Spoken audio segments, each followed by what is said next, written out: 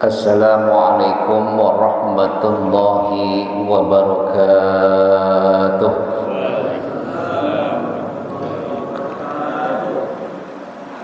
Bismillahirrahmanirrahim.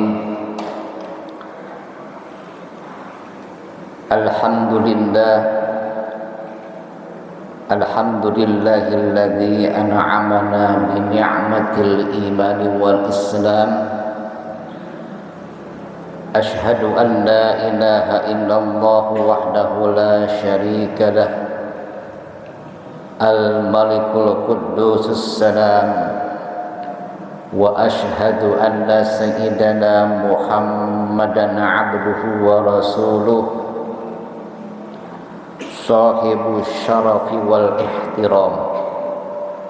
Allahumma salli wa sallim ala sayyidina Muhammadin wa ala alihi wa ashabihil kiram. Amma ba'd. Qala Allah ta'ala fi kitabihil karim, a'udzu billahi minasy syaithanir rajim. Bismillahirrahmanirrahim. Ya ayyuhalladzina amanu kutiba alaikumussyam kama kutiba alal ladzina min qablikum la'allakum tattaqun. Hadirin kaum muslimin rahimakumullah. Pertama-tama marilah kita panjatkan puji dan syukur kehadirat Allah Subhanahu wa ta'ala atas curahan rahmat, hidayah dan nikmatnya, sehingga pada kesempatan yang mulia ini kita semua dapat hadir di masjid yang insya Allah penuh barakah ini dalam rangka melaksanakan ibadah, di antaranya yaitu sholat subuh berjamaah, dilanjut dengan zikir, kemudian dilanjut dengan thalabul ilmi.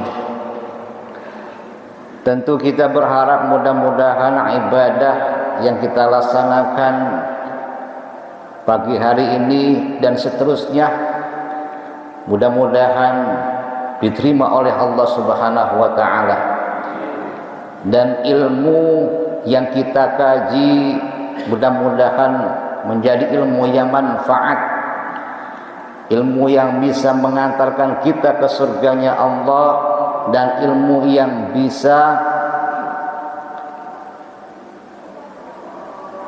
untuk menyempurnakan daripada ibadah-ibadah kita kepada Allah Subhanahu wa ta'ala.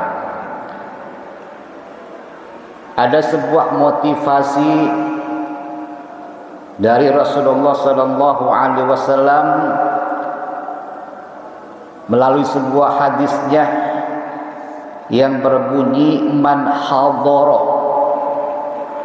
mim majlisil ilmi fi Ramadan kataballahu ta'ala lahu bi kulli qadamin ibadata sanatin.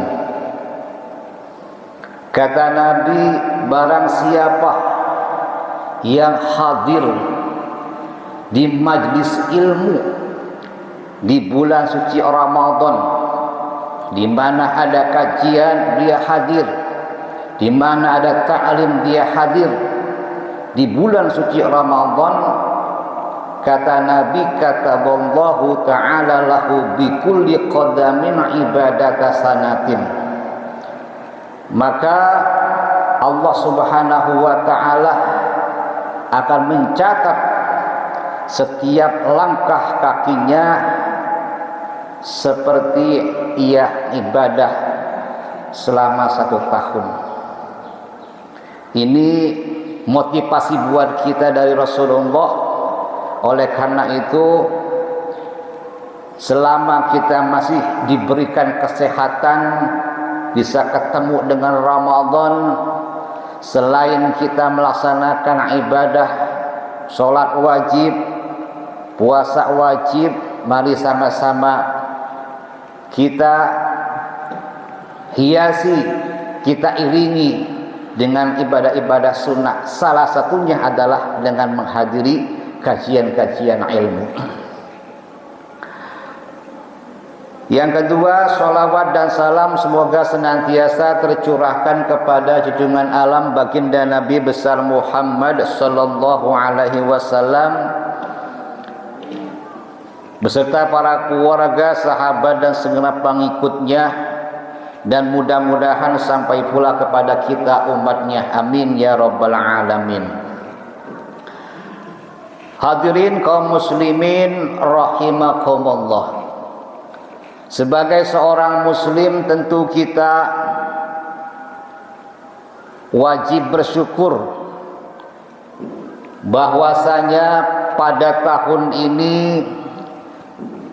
kita semua masih diberikan kesempatan oleh Allah Subhanahu wa ta'ala berjumpa dengan bulan suci Ramadan 1446 Hijriah.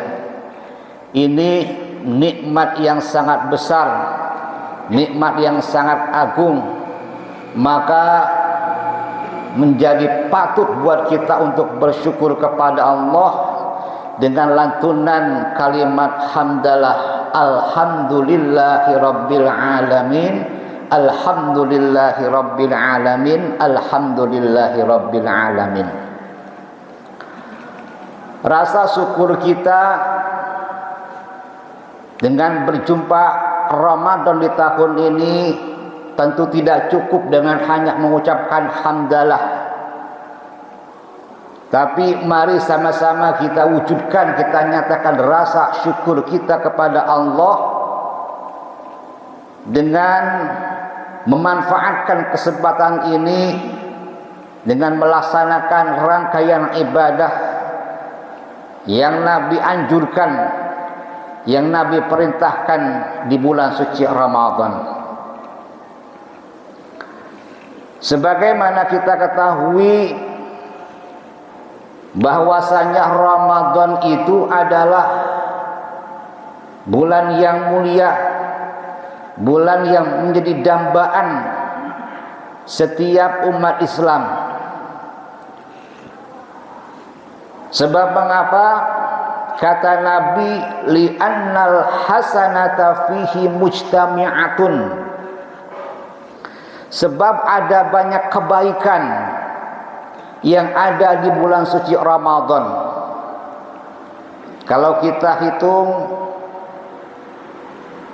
pastinya kita enggak bisa untuk menghitung. Salah satu di antaranya adalah kebaikan yang Allah sajikan di bulan Ramadan ini. Setiap amal ibadah yang kita laksanakan, baik itu yang wajib ataupun yang sunnah, pahalanya dilipat gandakan oleh Allah Subhanahu wa ta'ala. Kemudian wa ta'ata makbulatun, setiap rangkaian ibadah, ketaatan yang kita laksanakan di bulan suci Ramadan itu mesti lebih diterima ibadah kita oleh Allah Subhanahu wa ta'ala. Kemudian wa da'awati mustajabatun, doa yang kita panjatkan kepada Allah, baik itu di waktu pagi, siang, sore, malam, itu lebih diijabah, dikabul dijawab oleh Allah Subhanahu wa taala. Kemudian wazunuba magfuratun, dosa-dosa yang pernah kita perbuat, kemudian kita bertobat kepada Allah, kita menyesali dosa-dosa kita, kemudian kita banyak istighfar, maka insya Allah dosa-dosa yang pernah kita perbuat diampuni oleh Allah Subhanahu wa taala dengan berkahnya Ramadan. Kemudian wa jannatu mustaqatun lahum, dan surga yang luasnya seluas langit dan bumi, yang dihiasi dengan berbagai macam kenikmatan, itu merindukan orang-orang yang beribadah, orang-orang yang berpuasa di bulan suci Ramadan. Inilah mulianya Ramadan. Oleh karena itu menjadi sebuah yang layak bagi kita untuk memanfaatkan bulan suci ini dengan berbagai macam ibadah kepada Allah Subhanahu wa taala. Hadirin kaum muslimin rahimakumullah. Dalam tafsir ayatil ahkam, Al-Imam Ali As-Sabuni mengatakan as-siyamu madrasatun ruhiyatun.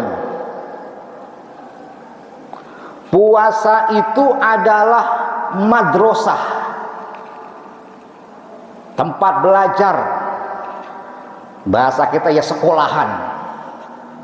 Puasa adalah madrasah, tempat di mana diri kita dilatih, digembleng. Apa yang dilatih, apa yang digembleng?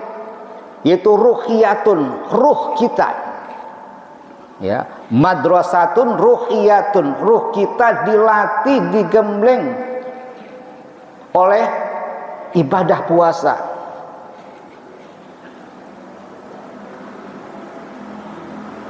Untuk apa? Litahzibin nafsi, litahzibin nafsi, yaitu untuk memperbaiki, untuk membersihkan diri kita, jiwa kita dari hal-hal yang buruk, dari perilaku buruk, baik zahir dan batin yang pernah kita perbuat. 11 bulan kita sudah lewati. Tentunya ada banyak khilaf, ada banyak salah yang kita perbuat, baik itu yang muncul dari hati kita, dari mulut kita, dari anggota tubuh kita. Dan pada saat ini ya, diri kita, jiwa kita dibersihkan dengan kita berpuasa Ramadan. Kemudian lita'widiha ala sabri, puasa yang kita lakukan sepanjang Ramadan mulai hari ini sampai nanti seterusnya, itu lita'widi ala sabri, untuk membiasakan kita agar menjadi orang yang sabar. Hadirin kaum muslimin rahimakumullah. Puasa sebagai media untuk kita memperbaiki diri. Makanya dalam sebuah hadis Rasul bersabda, as-siyamu junnatun, puasa itu adalah tameng, puasa itu adalah perisai. Dari apa? Dari dorongan untuk berbuat yang tidak baik, dari perilaku maksiat yang kemungkinan bisa saja kita lakukan. Di dalam kita menjalani kehidupan tentu ada banyak godaan dari kanan, dari kiri, dari atas, dari bawah untuk kita bermaksiat. Nah, dengan kita berpuasa, ya, kita cegah kita hindari ajakan untuk maksiat dengan melaksanakan ibadah puasa. Hadirin kaum muslimin rahimakumullah. Ada banyak keutamaan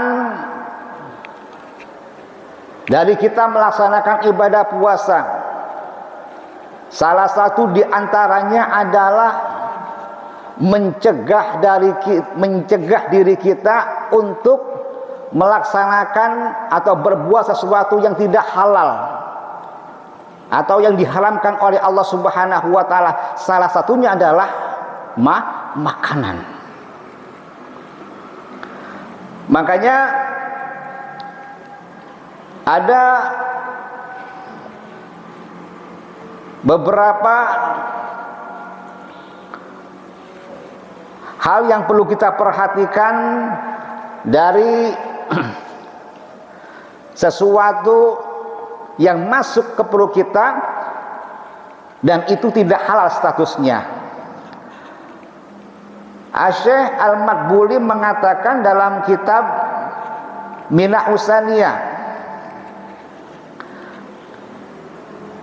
beliau mengatakan wahdar min akli ghairil halali fa inna akla ghairil halali yuqassil qalba wa yuzlimuhu. Wahdar, hindarilah, jauhilah min akli ghairil halali, memakan sesuatu yang tidak halal,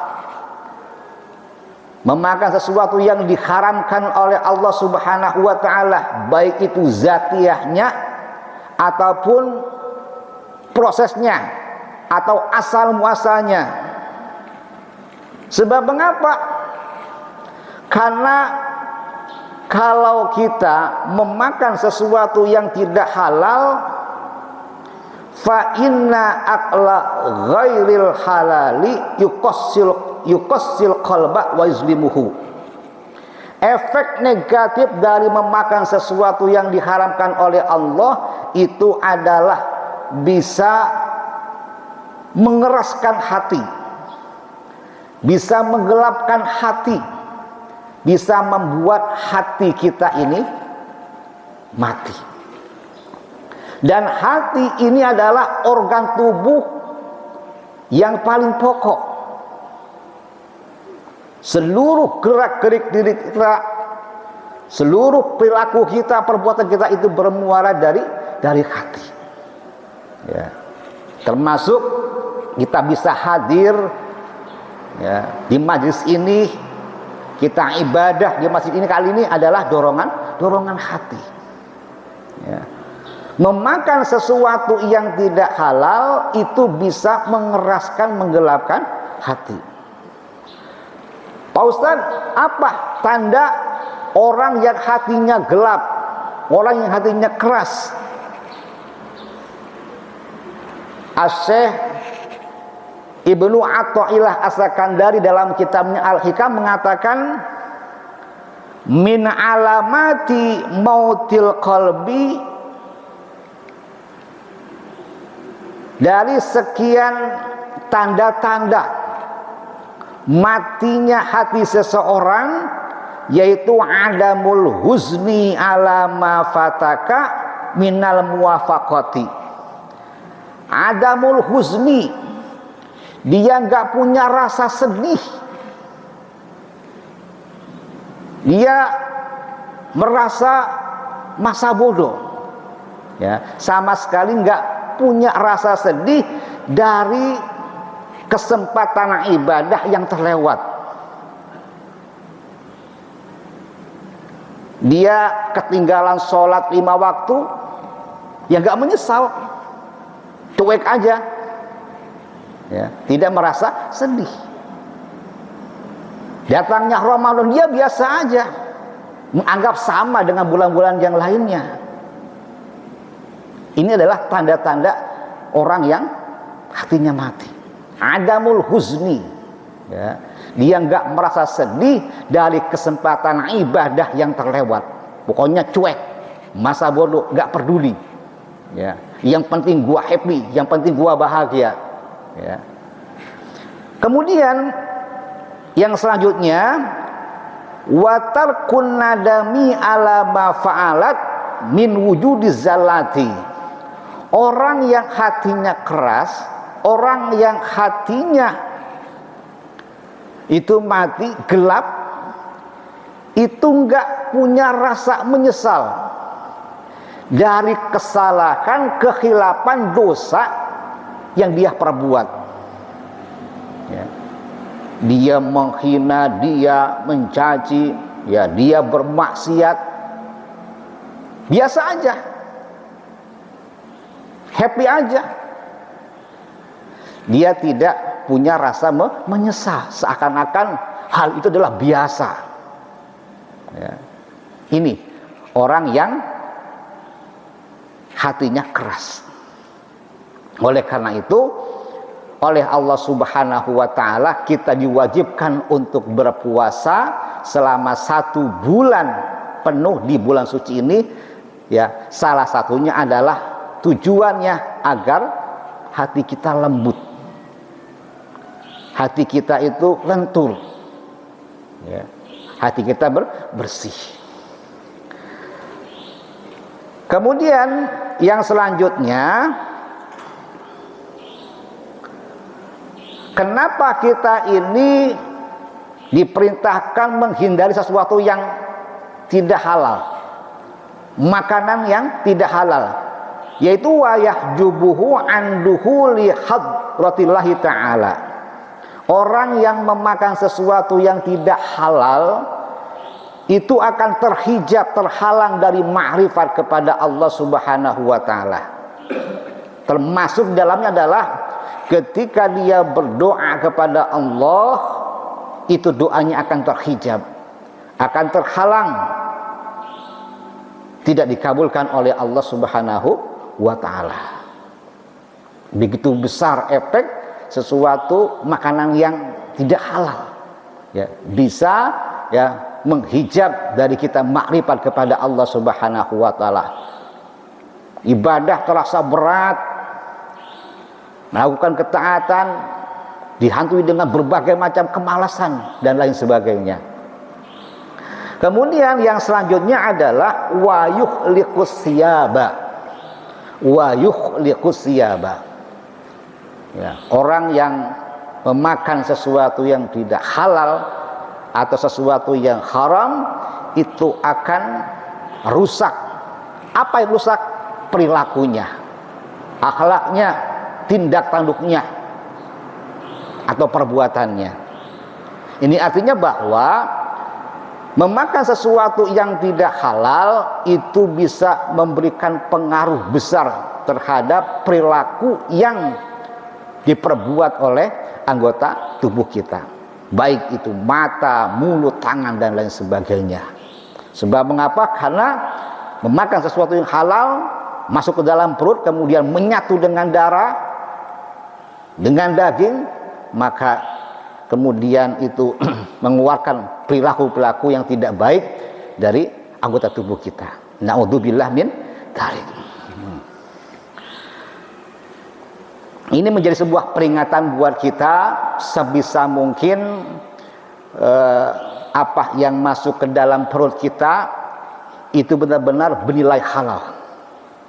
Jangan sampai, ya, kita terbiasa dengan sesuatu yang tidak halal, karena efek negatifnya sangat luar biasa. Kemudian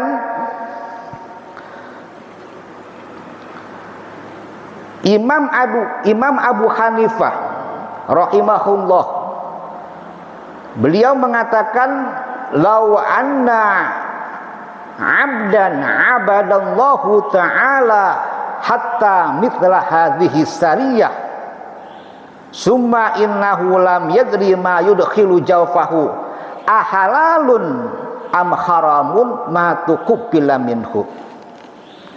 Kata Imam Abu Hanifah sahibul madhab, ya, rahimahullahu, beliau mengatakan, lau anna abdan abadallahu ta'ala hatta mithla hadhi sariyah, seandainya ada seorang hamba dia ibadah kepada Allah Subhanahu wa ta'ala dan ibadahnya itu dilakukan dengan cara yang tekun, yang istiqomah, yang super khusyuk sekalipun, summa innahu lam yadri ma yudkhilu jawfahu, dan dia nggak tahu, nggak ngerti yang masuk ke dalam perutnya setiap hari, yang dimakan tiap hari, dia nggak tahu asalnya dari mana.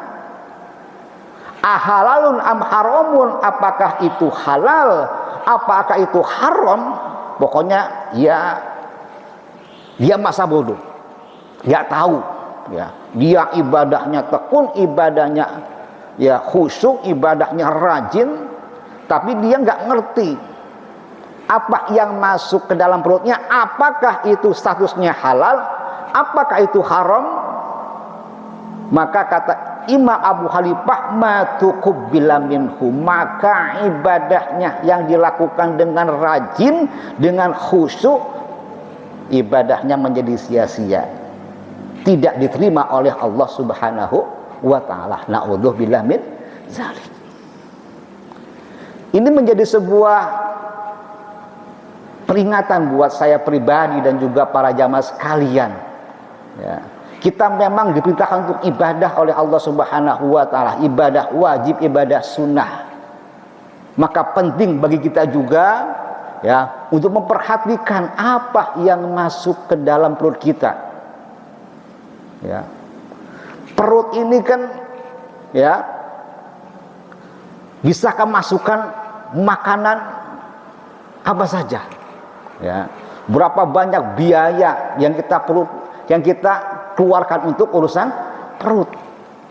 Berapa banyak makanan yang sudah masuk dalam perut kita, yang matang, yang mentah, yang warna ini, warna itu. Berapa banyak minuman yang masuk ke dalam perut kita. Dan kalau perut sudah kenyang, tentunya kita bisa ya bertenaga bekerjain itu. Ya, tapi penting juga kita perhatikan yang masuk ke perut kita itu ya, apakah halal, apakah haram, dan upayakan ya yang masuk ke dalam perut kita itu adalah sesuatu yang halal. Agar apa? Agar ya ibadah yang kita lakukan itu benar-benar ya diterima oleh Allah Subhanahu wa ta'ala dan berpengaruh positif pada ruh kita dan juga jasad kita. Hadirin kaum muslimin rahimakumullah. Kemudian yang selanjutnya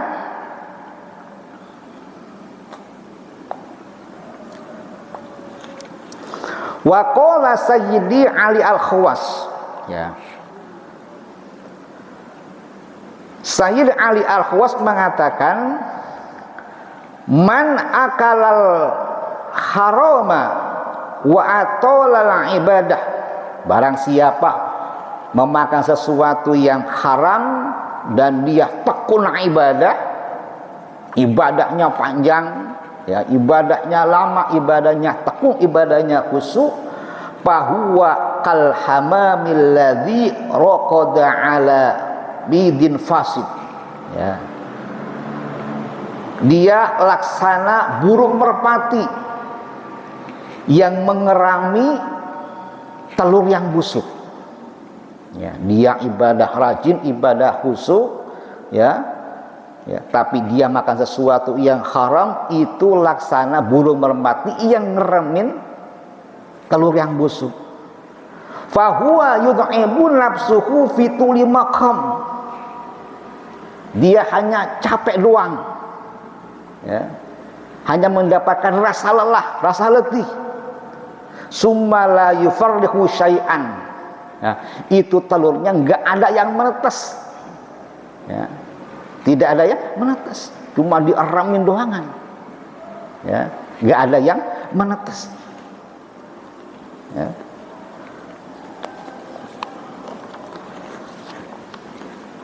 Bal yakhrudu midharan, Bahkan telur itu semakin lama semakin membusuk, ya. Semakin lama semakin mengeluarkan aroma yang tidak sedap. Itu ya gambaran orang yang beribadah dengan baik, dengan tekun, tapi dia ya memakan sesuatu yang diharamkan oleh Allah Subhanahu wa taala. Jadi cuma dapat capek aja, cuma latih doang, ya ibadahnya ya tidak dianggap oleh Allah Subhanahu wa taala. Makanya menjadi sebuah penting buat kita para jamaah sekalian, mari kita beribadah, mari kita taat kepada Allah Subhanahu wa taala, tapi kita perhatikan juga apa yang masuk ke dalam perut kita. Pak Ustadz, bagaimana kalau umpamanya suatu ketika ya suatu kita mengalami keterpaksaan atau makan sesuatu yang diharamkan karena kita nggak tahu, nggak sengaja, ya. Ini dikatakan jika seseorang mengalami hal demikian, terpaksa memakan sesuatu yang haram, ya, atau tidak sengaja dan dia memastikan bahwa itu adalah sesuatu yang haram, yajibu alaman akala syai'an thumma wajada ba'dahu alamatun min alamatil haram ayyakhudha fil qai'i in amkanahu. Ya, jika seseorang itu mengalami hal demikian, memakan sesuatu yang haram baik itu sengaja atau tidak, dan dia tahu pasti itu haram, ya, maka ayyakhudha fil qai'i, hendaknya dimuntahkan, ya makanan tersebut dimuntahkan kembali. Gimana caranya? Ya terserah, ya bisa dengan umpamanya perutnya ditekan-tekan gitu ya, atau tenggorokannya ditekan-tekan. Bagaimana caranya makanan tersebut itu bisa muntah, bisa keluar. In amkanahu, jika memungkinkan. Tapi kalau sekiranya bahaya, ya, ada madaratnya, jangan. Ya, jika memungkinkan. Kalau nggak bisa dimutakan bagaimana? Wa illa akhadha fit taubati wal istighfar. Dimuntahkan nggak bisa. Didorong-dorong perutnya nggak muntah juga. Nah, dengan berbagai macam cara nggak bisa juga. Ya, jika mengalami hal demikian tidak bisa sama sekali.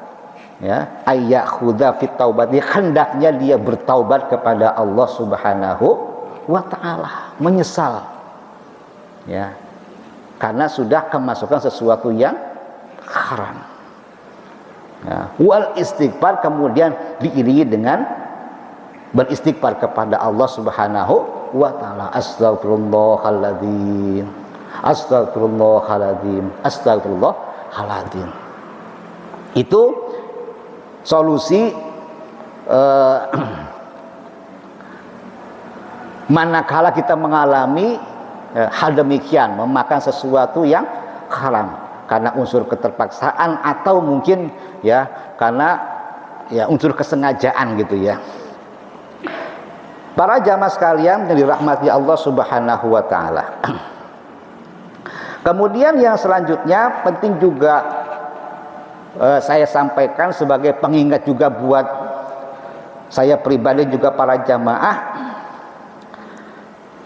Salah satu di antara keutamaan kita memakan sesuatu yang halal itu adalah menjadi sebab keturunan yang soleh dan solihah dalam keluarga kita. Nah, ini menjadi penting bagi seorang bapak, lebih-lebih seorang ibu, ya, manakala sudah ada tanda-tanda kehamilan, ya, dia mengandung, itu mulai saat itu benar-benar dijaga makanannya, ya. Dari apa? Dari sesuatu yang diharamkan oleh Allah Subhanahu wa ta'ala. Sebab mengapa? Karena sesuatu makanan yang haram masuk ke dalam perut ibu yang hamil itu mempengaruhi terhadap jasad atau ruhiyah daripada janin yang akan lahir. Kita perlu mengambil hikmah dari para ulama-ulama besar, ya, seperti Imam Asy-Syafi'i, ya, Imam Malik dan imam-imam yang lainnya, yang mereka ahli ilmu, yang mereka itu ahli fikih, ahli hadis dan lain sebagainya, orang-orang yang soleh, orang-orang yang taat kepada Allah, itu mereka rata-rata itu lahir dari seorang ibu yang solih, yang solihah, yang mana ketika ibunya mengandung benar-benar dia menjaga ta'aluknya kepada Allah, dia menjaga, ya, jangan sampai sesuatu yang haram masuk ke dalam perutnya. Makanya, ya, tirakat ibu-ibu mereka itu benar-benar dijabah oleh Allah Subhanahu wa taala. Yang lahir dari rahim mereka itu kemudian menjadi orang-orang yang soleh. Ya, ini menjadi penting buat kita semua para jamaah sekalian, ya, terutama ya para ibu, ya, yang jika sudah ada tanda-tanda kehamilan, bukan hanya dijaga fisiknya, tapi juga makanan yang masuk ke perutnya perlu dijaga. Agar apa? Agar janinnya sehat dan lahir menjadi orang yang soleh dan juga solihah. Para jamaah sekalian yang dirahmati Allah, kemudian yang terakhir, pentingnya kita menjaga sesuatu dari sesuatu yang tidak halal adalah agar badan kita ini sehat. Ya. Kenapa? Karena makanan yang halal itu adalah obat dari segala penyakit. Menjadi obat dari penyakit. Ya. Ada banyak muncul penyakit, ya, dalam tubuh kita, ya, itu dikarenakan juga karena apa? Dari pola makan atau dari sesuatu yang masuk ke dalam perut kita. Oleh karena itu, agar badan kita sehat, jasad kita sehat, mari kita obati, ya, dengan kita memakan sesuatu yang halal, ya, yaitu sesuatu yang benar-benar secara zatiyah atau muasalnya benar-benar dibenarkan oleh Allah Subhanahu wa taala.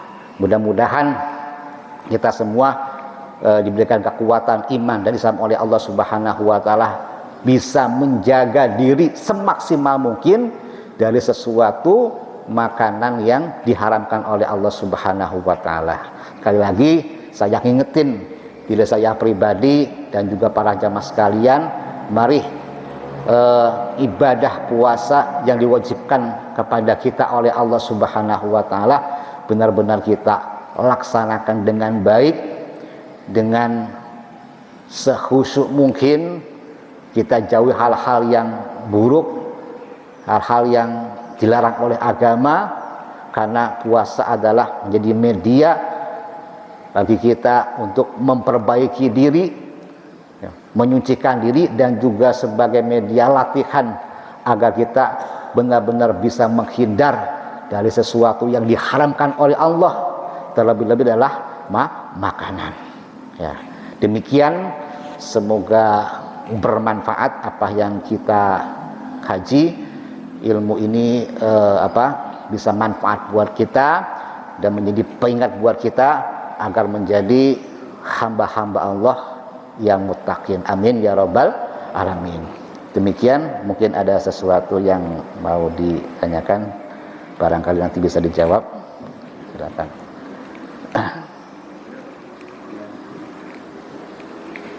Cukup mungkin. Baik, mari sama-sama kita tutup dengan berdoa kepada Allah Subhanahu wa taala. Mudah-mudahan ibadah puasa pertama yang kita laksanakan menjadi awal yang baik agar kita bisa melaksanakan ibadah sampai nanti di penghujung Ramadan dengan maksimal. Al-Fatihah. A'udzubillahi minasyaitonirrajim. Bismillahirrahmanirrahim. Alhamdulillahirabbil alamin arrahmanir rahim maliki yaumiddin iyyaka na'budu wa iyyaka nasta'in ihdinas siratal mustaqim Shiratal ladzina an'amta 'alaihim ghairil maghdubi 'alaihim waladdallin. Amin. Astaghfirullahaladzim, astaghfirullahaladzim, astaghfirullahaladzim wa atubu ilaih. Allahumma salli ala sayyidina Muhammad sayyidil awwalin wal akhirin wa sallim wa radiyallahu ta'ala an sayyidina rasulillahi ajma'in. Bismillahirrahmanirrahim. Alhamdulillahi rabbil alamin. Allahumma salli ala sayyidina Muhammad wa ala ali sayyidina Muhammad. Allahumma ighfir lana dhunubana wa kaffir anna sayyi'atina wa tawaffana ma'al abrar.